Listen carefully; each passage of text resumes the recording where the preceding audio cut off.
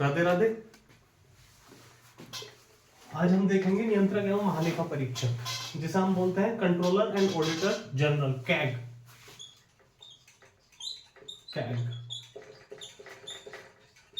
बहुत important topic है, exam में बहुत आता है। आर्टिकल आते हैं डायरेक्ट कि कौन से आर्टिकल में है नियंत्रक एवं महालेखा परीक्षक का पद। तो अनुच्छेद या आर्टिकल, कौन सा आर्टिकल है? 148। आर्टिकल 148 में है नियंत्रक एवं महालेखा परीक्षक का पद। और आर्टिकल 149 है, वो भी इसी से संबंधित है। वो क्या है?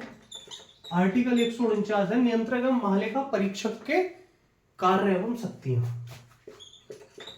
नियंत्रक एवं महालेखा परीक्षक के कार्य एवं शक्तियां। ये कौन सा आर्टिकल है? आर्टिकल 149। आजकल 149 को भी बहुत पूछ रहे हैं। अगर लिखा है कि नियंत्रक एवं महालेखा परीक्षक के कार्य कौन से आर्टिकल में है? आर्टिकल 149 में। एसएससी इसे ही पूछ रही है आजकल। बाकी अगर लिखा है कि नियंत्रक एवं महालेखा परीक्षक का पद कौन से आर्टिकल में है? आर्टिकल 148। ये हमारे संविधान में लिखा है कि हमारे संविधान में एक अधिकारी होगा जिसका नाम है नियंत्रक एवं महालेखा परीक्षक। वो आर्टिकल 148 में है। उसके जो कार्य हैं वो आर्टिकल 149 में है। दोनों आर्टिकल पता चले। अब कैग क्या है? कैग का काम क्या है? कैग बहुत इंपॉर्टेंट अधिकारी है हमारे संविधान का।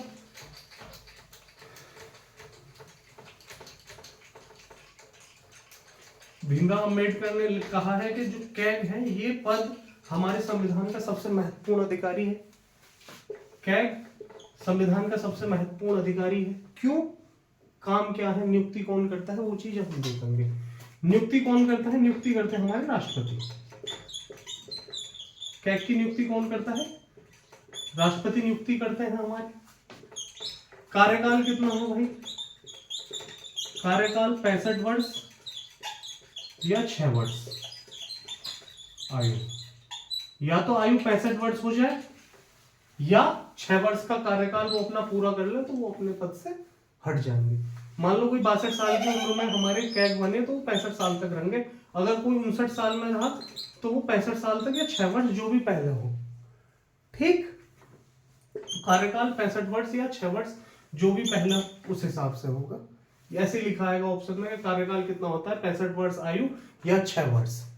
ठीक। नियुक्ति राष्ट्रपति द्वारा। त्यागपत्र राष्ट्रपति के लिए। त्यागपत्र किसे देगा कैग? त्यागपत्र देगा राष्ट्रपति को। ठीक है। अब नियंत्रक एवं महालेखा परीक्षक बनने के लिए क्या क्या योग्यताएं हो? योग्यताएं क्या क्या हो? जो योग्यताएं सुप्रीम कोर्ट का जज बनने के लिए है वो योग्यता नियंत्रक एवं महालेखा परीक्षक बनने के लिए। क्या? 5 साल तक हाई कोर्ट में जज रहा हो,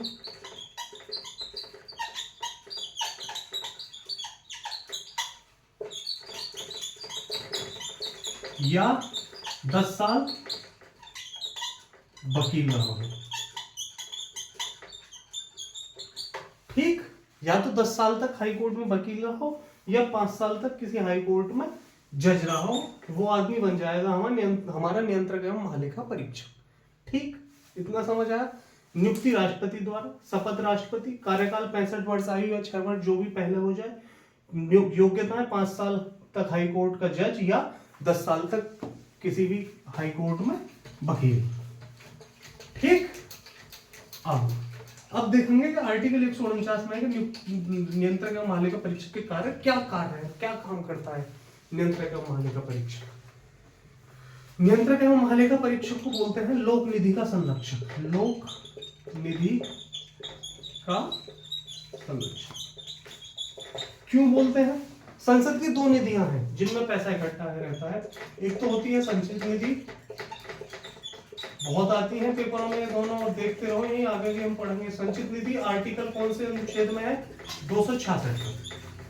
क्या है संचित निधि? इसका हमारा पूरा पैसा इकट्ठा रहता है, जितना भी सरकार टैक्स लेती है, जितना भी पैसा सरकार के इनकम के स्रोत हैं, वो सब पैसा कहाँ इकट्ठा होता है? संचित निधि में। इसी में से पैसा बजट के लिए, अन्य योजनाओं के लिए, सब जगह से पैसा इसी में से जाता है। संचित निधि से धन निकालने के लिए किसकी अनुमति अनिवार्य है? संसद की। संसद की अनुमति से ही हम संचित निधि से पैसा निकाल सकते हैं। तो जो पैसा निकलता है संचित निधि से, उसका संरक्षक कौन है संचित निधि का? वो है हमारे कैग। जो पैसा निकल के गया है वो कहाँ गया है, कहाँ उसका खर्चा हुआ है, कैसे क्या सरकार ने खर्च किया है, वो सब काम किसका है देखने का? वो सब काम कैग का है देखने का। ठीक है। आर्टिकल 266 में संचित निधि होगी जिससे पैसा संसद की अनुमति के बाद ही निकल सकता है। और एक हमारी निधि है 267, कौन सी? आकस्मिक निधि। आकस्मिक निधि 267 आर्टिकल में है। इसमें क्या है? आकस्मिक निधि का मतलब जैसे कोई आकस्मिक आपदा हमारे देश में आ जाती है तो इसमें पैसा जमा होता है, उसमें से पैसा निकाल कर वहां के लोगों को सुरक्षा वगैरह जो प्रदान करी जाती है, मुफ्त खाना वगैरह, वो सब चीजों के लिए पैसा इसमें से निकाला जाता है।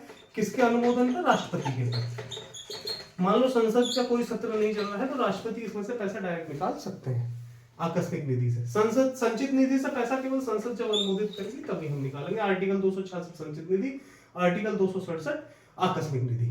तो लोक निधि का संरक्षक के संचित निधि के संरक्षक कौन है? हमारे नियंत्रक एवं महालेखा परीक्षक। जो इससे पैसा निकला है सरकार ने कहा कैसे खर्च किया है उसका निरीक्षक कौन करते हैं? नियंत्रक एवं महालेखा परीक्षक।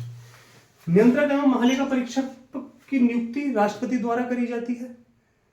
हमारी केंद्र सरकार का कोई भी महत्व तो नहीं है लोक नियंत्रक एवं महालेखा परीक्षक को पद से हटाने में या किसी चीज से। पद से कैसे हटते हैं वो मैं आगे बताऊंगा। ठीक है। अब लोग नियंत्रक एवं महालेखा परीक्षक अपनी रिपोर्ट किसे देते हैं? राष्ट्रपति को। राष्ट्रपति ये अपनी रिपोर्ट देंगे लोक निधि के ऊपर। कौन रिपोर्ट देंगे? राष्ट्रपति को। राष्ट्रपति उस रिपोर्ट को रखते हैं किसके सामने? संसद की लोक लेखा समिति के सामने। मैंने बताया भी था और पीसीएस में पूछा भी है कि नियंत्रक एवं महालेखा परीक्षक की रिपोर्ट की जांच कौन सी समिति करती है? लोक लेखा समिति। ठीक है। संसद के सामने राष्ट्रपति रखते हैं, कौन सी कमेटी जांच करती है उसकी? लोक लेखा समिति। ठीक। ये काम है हमारे कैग का। जो पैसा निकला है वो सही ढंग से यूज हुआ है, कहाँ यूज कैसे खर्च हुआ है, वो सब हमारे कैग का काम है। उस पैसे की चीजों को देखना। ये अपनी रिपोर्ट राष्ट्रपति को देते हैं और राष्ट्रपति उस रिपोर्ट को संसद की लोक लेखा समिति के सामने रखते हैं। ठीक है। केंद्र सरकार का कोई भी बाउंडेशन नहीं है नियंत्रक एवं महालेखा परीक्षक के ऊपर। पद से हटाने की प्रक्रिया भी एकदम अलग है क्योंकि सरकार का कोई भी बाउंडेशन ना रहे। तो पद से कैसे हम हटाते हैं भाई? महान्यायवादी को तो राष्ट्रपति तब चाहे तब हटा सकते थे, लेकिन नियंत्रक एवं महालेखा परीक्षक को पद से कैसे हटाए जाएंगे? पद से हटाने की प्रक्रिया क्या प्रक्रिया है? पद से हटाने की प्रक्रिया जिस हिसाब से हम उच्चतम न्यायालय के न्यायाधीश को पद से हटाएंगे। कैसे? विशेष बहुमत से।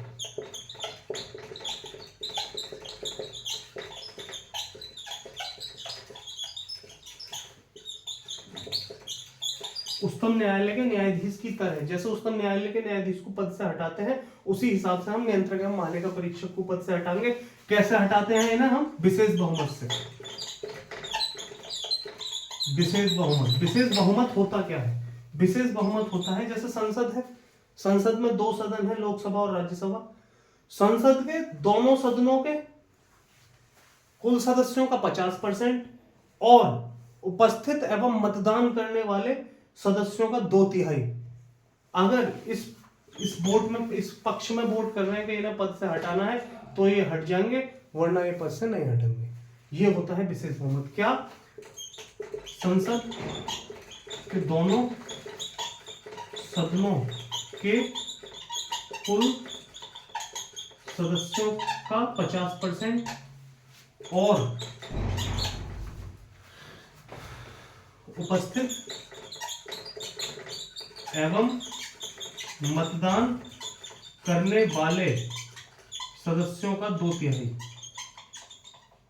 अगर इतने बहुमत से प्रस्ताव पास होता है तभी वो हमारा विशेष बहुमत होगा और तभी नियंत्रक एवं महालेखा परीक्षक अपने पद से हटेंगे। ये इंपॉर्टेंट है, पेपर में डायरेक्ट पूछते हैं कि विशेष बहुमत क्या है, तो विशेष बहुमत ये है। जैसे लोकसभा है, लोकसभा ने प्रस्ताव पास किया तो लोकसभा के सदस्यों का 50% टोटल सदस्यों का प्लस उपस्थित और जो मतदान कर रहे हैं, जैसे 530 उपस्थित हैं भाई 545 में से, तो 530 उपस्थित हैं, मतदान 510 कर रहे हैं, उसका 2/3 ये भी होना जरूरी है। और टोटल सदस्य जैसे 545 है उसका 50% होना जरूरी है, मतलब 272 भी होना जरूरी है। ये दोनों चीजें होंगी तभी हमारे विशेष बहुमत आएगा। आसानी से विशेष बहुमत आ नहीं पाता है, क्योंकि ये चीज मिल जाती है तो ये नहीं मिलती, ये मिल जाती है तो ये नहीं हो पाता। ठीक है, तो ऐसा नियंत्रक एवं माल्य का परीक्षक को हम पद से हटाएंगे। पहले नियंत्रक एवं माल्य का परीक्षक हमारे कौन थे? बी नरहरि राव। बी नरहरि राव पहले थे। वर्तमान में 2023 में शायद गिरीश चंद्र मुर्मू है हमारे इस टाइम नियंत्रक एवं माल्य का परीक्षक जो 2023 में हमारे वो है गिरीश चंद्र मुर्मू। या तो पहले पूछे जाएंगे या वर्तमान में पूछे जाएंगे, ये पूछ सकता है। पद से हटाने की प्रक्रिया उच्चतम न्यायालय के न्यायाधीश की तरह है। बताते विशेष बहुमत कैसा होता है? संसद के दोनों सदनों के कुल सदस्यों का 50%, मतलब अगर लोकसभा में पास हो रहा है तो लोकसभा का 50% हो, उपस्थित और मतदान करने वालों का 2/3 हो, या राज्यसभा में पास हो रहा है तो राज्यसभा का पहले 50% भी क्वालिफाई हो, प्लस उपस्थित और मतदान करने वालों का 2/3 भी हो, तभी हमारा विशेष बहुमत पास होगा। ठीक है, ठीक है, इतना ही।